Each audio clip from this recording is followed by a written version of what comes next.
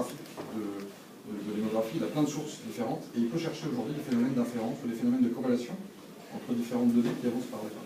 Et donc, ce qui est nouveau aujourd'hui, je les sceptiques, en effet, c'est le big data offre cette capacité en effet à décloisonner des silos, et donc à offrir du prédictif dans des domaines qui avant étaient un petit peu en vase clos, la finance en particulier, également des comportements de consommateurs, tout simplement des comportements de vente, ainsi de suite.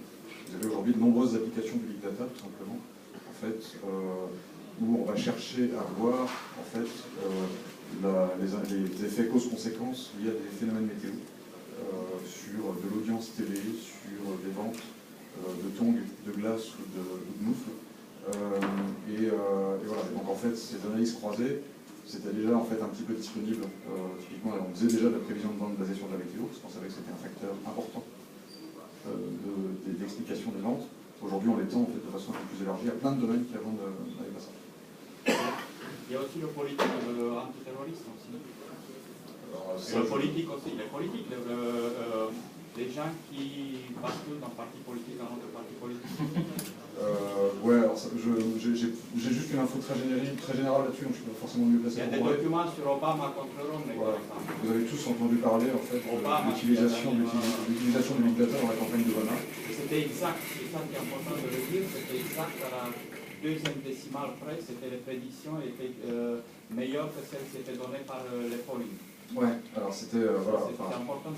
Il y a eu beaucoup de littérature là-dessus, donc là-dessus on risque de passer un peu des portes ouvertes, mais c'est vrai que le big data dans le cas en effet de la campagne d'Obama, quand je vous parlais de micro-décisions, ce qu'a été capable de faire en fait l'équipe big data qui bossait pour Obama, c'était de vous dire dans telle rue qu'il faut aller voir tel numéro et tel numéro dans la rue pour convaincre les mecs de voter Obama.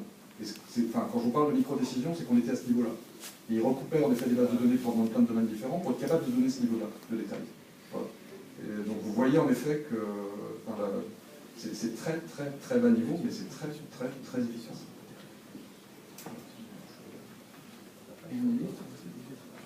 Moi je pense qu'il y a vraiment, un virement qui passe de ce qu'on appelle la statistique à la business intelligence, avec vraiment le mot intelligence. Et le fait que les gens commencent à essayer de pousser de la compréhension plutôt que de la corrélation dans leur raisonnement. Qui comprennent, typiquement nous aujourd'hui, beaucoup de nos clients voyaient encore leur ticket de caisse, les tickets de caisse de leurs utilisateurs comme des listes de références. Nous, on commence à essayer de leur faire comprendre qu'en fait, ces références, elles ont des points communs. Elles sont toutes plus ou moins proches les unes des autres. Typiquement, il y a des choses qui s'appellent le bio, il y a des choses qui s'appellent le sans gluten, etc., etc. Et que ce sont des axes qui sont vraiment très intéressants de découper aussi. Et ça, c'est le fait que chaque industrie commence à pousser vraiment de la compréhension dans l'analyse statistique froide qu'elle faisait avant. Je pense que c'est ça vraiment un grand changement qui est en train de se passer en ce moment. Alors pour prêcher pour ma paroisse, en rebondissant un petit peu sur ce que dit Antoine, c'est exactement nous notre parti pris, c'est de dire qu'en fait, big data ou pas, une fois de plus c'est sous le capot, et à la rigueur on n'est pas censé ouvrir le capot, mais ce qu'on veut nous rendre comme promesse à l'utilisateur, c'est la capacité à accéder à de la donnée complexe sans aucune complexité de manipulation. Et lui promettre qu'en gros, on va lui jeter le graphique qui a priori répond le plus à son besoin, et lui permettre partant de là d'interagir avec ce graphique, de rajouter des données différentes provenant de différentes sources, ainsi de suite, et de le soulager de toute cette complexité avant de traitement de la donnée qui était nécessaire pour en effet qu'un statisticien puisse passer de données brutes à une information digeste. Voilà. Avant, il n'y avait que les experts qui pouvaient faire cette chaîne-là, et ça nécessitait beaucoup de trafic, de manipulation ad hoc. Nous, aujourd'hui, notre service, une fois de plus, c'est la phase commerciale, la phase de je fais de tâche. Voilà, c'est la promesse, en effet, de faire tout ça un peu à la volée pour démocratiser toute cette chaîne-là et rendre donc, à l'utilisateur un outil qu'on qualifie d'un outil d'analytics pour les nuls. Donc voilà, n'importe qui peut donc maintenant en fait, construire le graphique dont il a besoin pour sa réunion à 2 minutes. Voilà. C'est là que Captain Dash nous manque. Je vais poser la dernière question, ensuite on passera au Q&A. Peut-être ça tombera bien, une question un peu philosophique. Pour rester dans le domaine prédictif, je vais schématiser beaucoup, mais en gros, le rêve, le fantasme du big data, c'est, voilà, on va prendre toutes ces données de tous les silos, comme tu disais, et on va voir où sont et on va voir le plus de corrélations possible, et ça va nous permettre de découvrir des choses, genre les gens qui s'appellent Hervé, ils achètent plus de concombres le vendredi à 3h. Et on ne sait pas pourquoi, mais on constate la corrélation, et donc c'est super parce qu'on va vendre plus de concombres.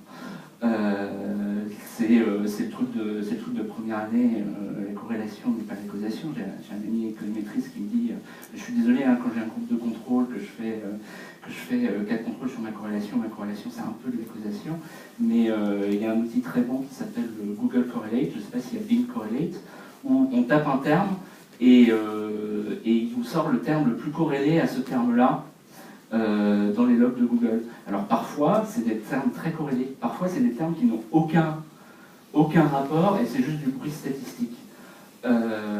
Est-ce qu'il n'y a pas là la limite du potentiel prédictif de la big data à trouver des corrélations qui n'ont pas forcément de sens, et il faut derrière un regard humain pour se rendre compte de ce qui fait sens et ce qui ne fait pas sens.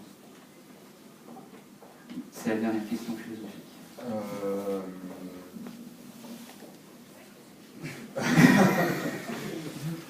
Non, en fait,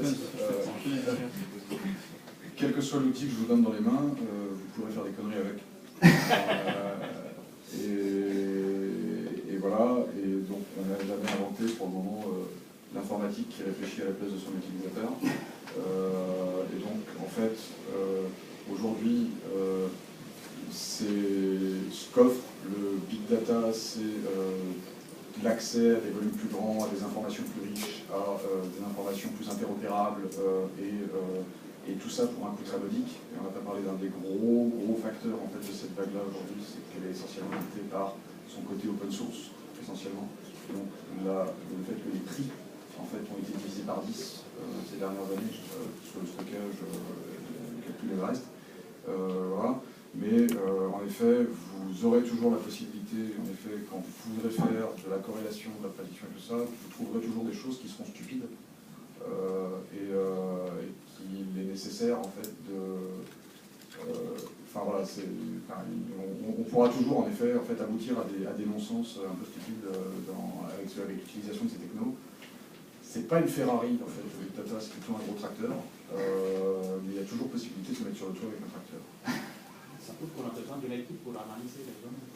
Ouais, alors justement, j'aimais bien ce que disait Antoine sur le fait on dépossède un tout petit peu les statisticiens. Aujourd'hui, en effet, de l'accès aux données, de leur compréhension. C'est vrai que les statisticiens ont souvent été comme des vestales autour d'un chaudron, à écarter